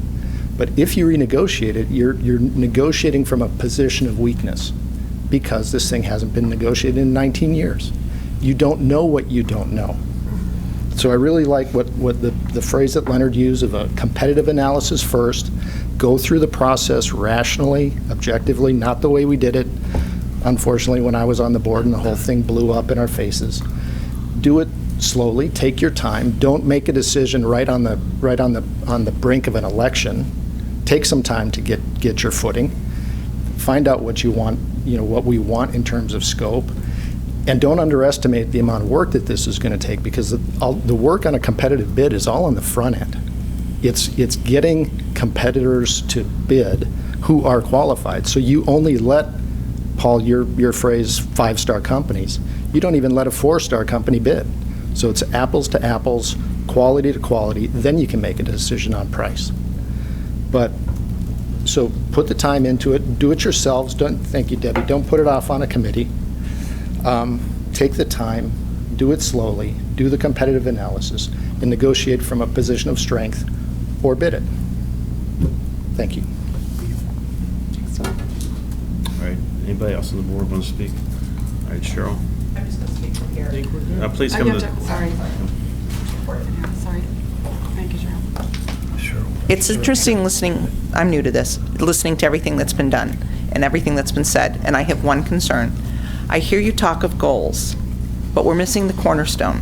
Before anybody can write any goals, there needs to be a needs-based analysis, and I'm not hearing that. What is it that our community needs? What are we short on? What are we strong on? What is the needs base? What is the data that we have that's going to drive the goals, that's going to start this train to begin with? I'm not hearing any of that. So when you do your analysis, you have to start with, what is our needs? We're a very unique community. And how do we differentiate ourselves from another community so that when we go out and get bids, or we go out and we do our research and collect our data, does it fit? But if we don't identify what are our needs, what is it that we do, we can't even start to make goals and start to analyze or review the process here. That's a central problem. We are a unique community. We have services that are provided by CCMC for us.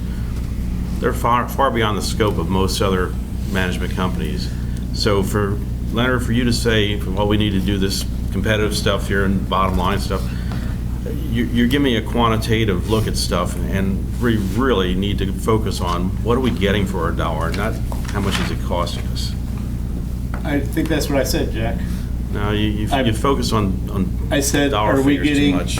I said, are we getting a level of service equal to the dollar spending? In other words, are we getting the Lamborghini and paying for the Lamborghini? Are we getting the Lamborghini and paying for a Toyota? I'm sorry, that'd be backwards. Let me throw that upside down. That could be. I said I wasn't a great orator. Basically, I threw it out to a car metaphor so that we are looking at, is what we're paying fair and competitive? I am not complaining about what we've gotten. The year that I've been on the board, I have seen improvements throughout the community in various, very many ways. I would give Steve an adequately performed rating, but and that sounds funny to the audience, but I'm a real hard grader, and so I expect this much, and he's adequately performed that much. He said good the other day. I don't know why it's happening. But, so I don't have any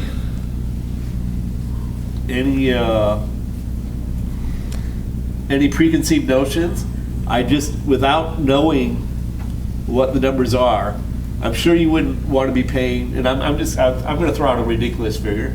I'm sure you wouldn't want to be paying $800,000 more than you could get the same thing somewhere else.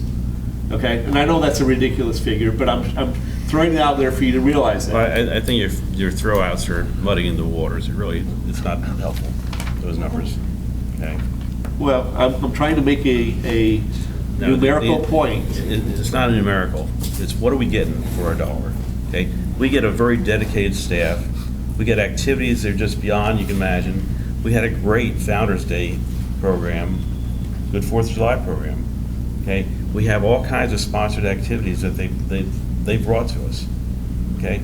I don't know if we can actually go out to an individual company and say, can you do this for us? I don't know if they have those services. We'll see. But actually doing it are two different things. Competitive analysis would look at. Okay. Mike, talk. Mike.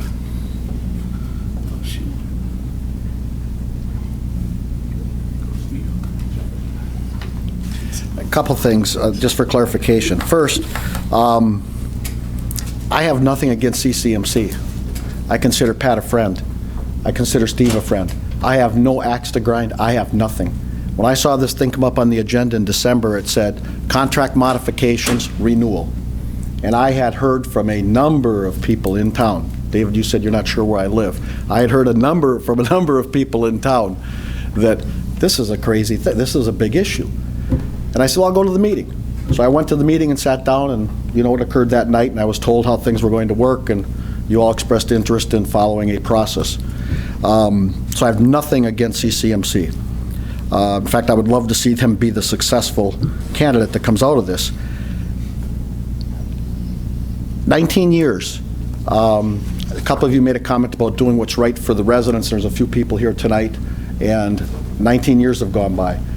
I would tell you this, you saw the list that I contacted, roughly 25 people, 90% responded, and 90% said, hey, the other 10% didn't respond or were gone or weren't interested in getting involved. I think if a lot of residents in this town knew that this contract had not been bid, because it is a thorn, as Vanessa described it, for 19 years, I think you'd have a big issue on your hands. Big issue. So I'd keep that in mind. The other thing is my comment about qualitative versus quantitative. I believe there is far more value in qualitative than there is quantitative. As Tom said, you don't have the knowledge to make the decision. You can go to the conference and you can do things, but I don't think you really have the knowledge to make good decisions. So I think knowledge is really something you have to have if you want to do what's best for the residents. And all of you have expressed some interest in self-management, particularly around landscaping and so on. The only way you can really do a cost-benefit on whether you should insource something, self-management, or whatever it is to go to the marketplace and see what someone else will do. And then you look at the spread and is it worth taking the risk and doing it or not? Unless you do that diligence, you can't make a decision. So understand that. You are operating without knowledge. And my only message to you is get that knowledge and do the right thing with this. Thanks. Eileen?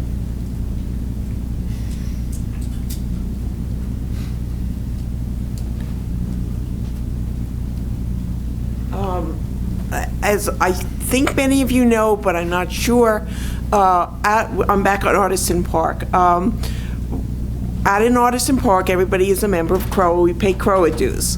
We also pay dues for management from CCMC and it's intertwined in the contract, and I'm not exactly sure how. We also pay dues for the management of Artisan Park.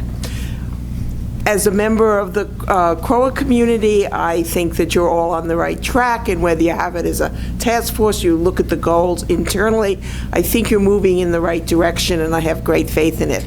I would ask you to remember Artisan Park. The problem with Artisan Park is there are communities that have restaurants, and they have clubhouses. What's odd about Artisan Park is that we are only a subsection, about 1/10 of all of CROA, all of the things that CROA covers. And we have, since 2005, when our clubhouse has opened, yeah, that's, of course, that's my husband. Who else? Nobody would Perfect timing, Jerry. Anyway, since 2005, we have had a restaurant, and our restaurant has expanded. One of our problems has been the CCMC, and honestly, I actually got involved in town politics when, at a board meeting, some not particularly nice things were said about managing the fact that CCMC has to be involved in managing this entity, Artisan Park, that's a little bit different. I would ask the board, when you go ahead, to remember that you do have this entity, you do have this service area. Yes, the committee out there is looking at all the options, but we are not very big. We may not be able to find somebody else to manage us. We may be in with having to go with the management contract that you go with. And we have a restaurant. The CCMC attitude has been, we have no restaurant experience. Nothing personal, but we had a restaurant in 2005. It's 2017. We signed a couple of contracts. You got to sort of move on, get over it. You got a restaurant as part of the management deal. And I would ask the board to keep that in mind, that when you're working on however you plan to do it with CCMC, that we are an entity and we have to be part of it, or we may be part of it. I'm sorry, I don't know your name. Brian Kinsel. Brian. Hi, I'm Brian Kinsel, 1114 Rush Street. I was a CFO in the reinsurance industry. We insured against the hurricanes, the earthquakes, and everything for about 30 years. Can you talk to us about fire safety for a little bit? And what I'd like to say, because I've heard qualitative and I've heard quantitative, but we would assume billions of dollars worth of exposure a year. We would also cede out to other parties billions of dollars worth of exposures a year, involving hundreds of millions of dollars both ways. And we would never look at quantitative or qualitative. We would look at them both, because at the end of the day, they're extremely tightly intricated, and at the end of the day, we always cared about the qualitative more than the quantitative, because it didn't matter how much premium you paid. If they couldn't pay you back, you were screwed. So we cared about qualitative. On the other hand, we would get annual bids, and we'd get them from 3 players. We'd be very specific with the player, and at the end of the day, they would either cut their prices or their qualitative would ratchet up because competition creates that need. And quite often, we did not pick the cheapest player. We picked the best player long-term, and quite often we would stay with the incumbent because there are reasons to do that. But we'd also have 1-2-year contracts max. In all the conversation tonight, I haven't heard any conversation about how long the extension period might be. If it's a 1-year extension, and that's probably not logical in this, that's one thing. If it's a 5-year extension, it's another thing entirely. And I think that's one reason you get a lot of residents who care, because if this thing goes from 2018 out to 2023, this is an important decision for a lot of reasons. But I live here because I love the place and because of the qualitative reasons. I don't want to lose that. But the picture needs to be looked at. That's my thought. Thank you. All right, any further comments? Adam? Again, I come from a service area, both here in the sense of I own a service area, but I also come from a service industry. And it's advertising by its nature, which is about as different as you can get from anything else, but it also relates to this because it's about people, it's about relationships, and it's about individual problems and solving them. And some businesses successfully move from one partner to another, but the ones that really are successful over time stay a long time. And one of my former employers before my current one was J. Walter Thompson, and they've held the Ford Motor Company business since 1943. In that time, they've had a lot of conversations about contracts. They've changed the way they build, not bid. When I first started there, we billed 17% on every dollar Ford spent on everything. Ford wanted t-shirts for an event, 17% markup. Ford bought an ad on TV, 17% markup. Today they bill a very different way. It's based on hourly rate and consumption and things like that. But since 1943, they've had the same partner and they've never really put it out to bid. And I think that, you lose a lot when you do that. And people come and go, but there are people who've been working on that business for 25 years, and it brings a consistency. And that's why you can have a truck that's been the #1 selling truck for 40 years. So you open up a door to that, you lose a lot of good people, you lose a lot of good things. It's not about not saying you want transparency. It's not about not saying that you don't want to have competitive pricing. But you open up Pandora's box. I think we need to be mindful of that. Doesn't mean there aren't things to get better. It just means what are you going to lose at the price to try and get something better? Because you know what I've learned? Most people think the grass is greener. And guess what? They come back a few years later and go, oh, it wasn't so hot. Okay. All right, we're getting to the witching hour right now. I want to read something, if I could, from Mike's email. And I appreciate you guys all coming. We haven't had this many people here for so many meetings, and I don't know how long. So we appreciate it, and we know that you care about the community, and I think everyone up here wants to do what we feel is best. But Mike said one option may be to grant CCMC a first right to negotiate. This would be time-bound. If we could reach a conclusion, there would still be time to do an RFP. The offer of this option with the intent to improve the contract, get transparency, and improve collaboration will test the engagement of CCMC. Again, I think that was an interesting point. And what goes back to what we talked about too is we need to understand exactly where we're coming from and go through a process. And I think we still do have time if we want to for an RFP as well. But it's a process. And the hard thing when you take a snippet of your email or a snippet of what we say up here, it's a process. It's not something where one sentence we say or two is definitive, just like one part of an email, but it's a process. So. All right, we're almost at 8:30. Tomorrow morning we have another meeting at 9:30. So does anybody else have any further comments? Okay. Oh, we got to figure out what our next steps are here. Well, do we want to have a small group do some more deliberate discussion before the April board meeting? I think you and Leonard are volunteered for that. No. By whom? By whom?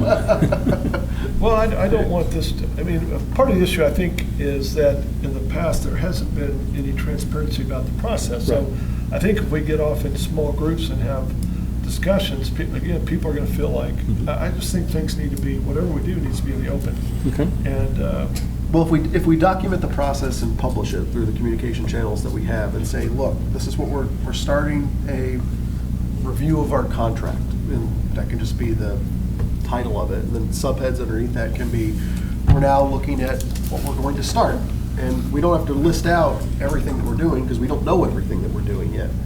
So, I mean, I guess, once again, it's a communication piece, but it's just kind of outlining to everyone, this is the process that we're kind of going to start to follow. Yeah, I mean, I go back to something you said, Eric, earlier about what are our goals?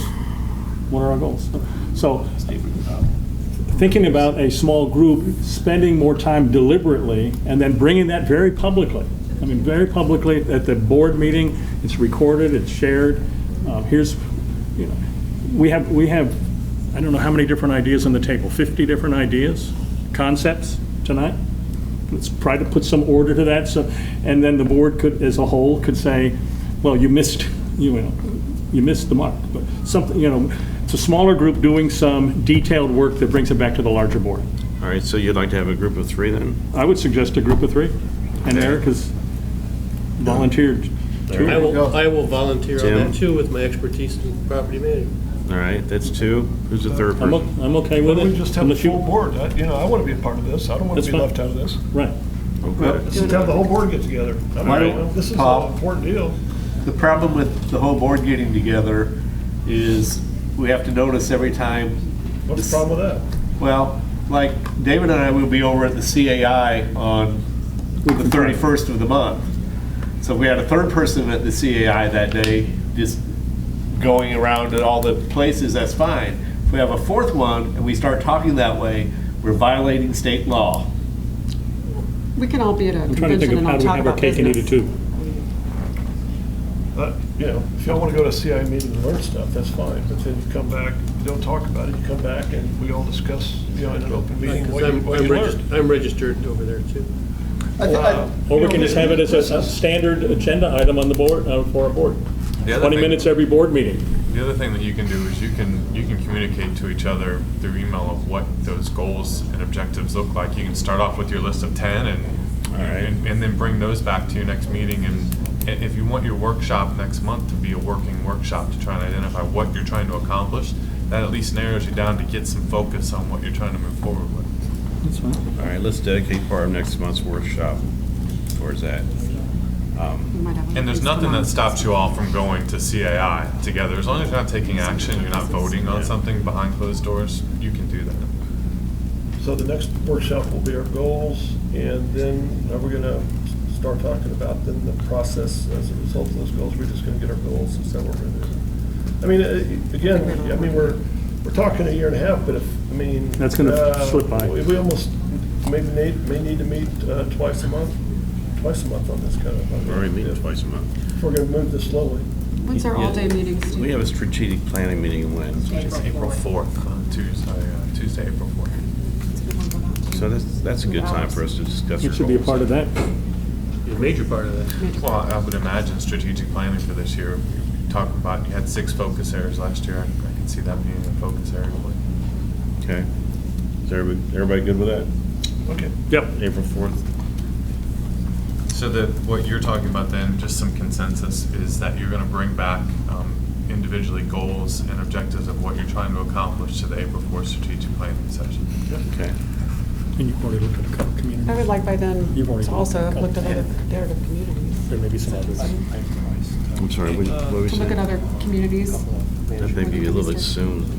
It's 2 weeks from now.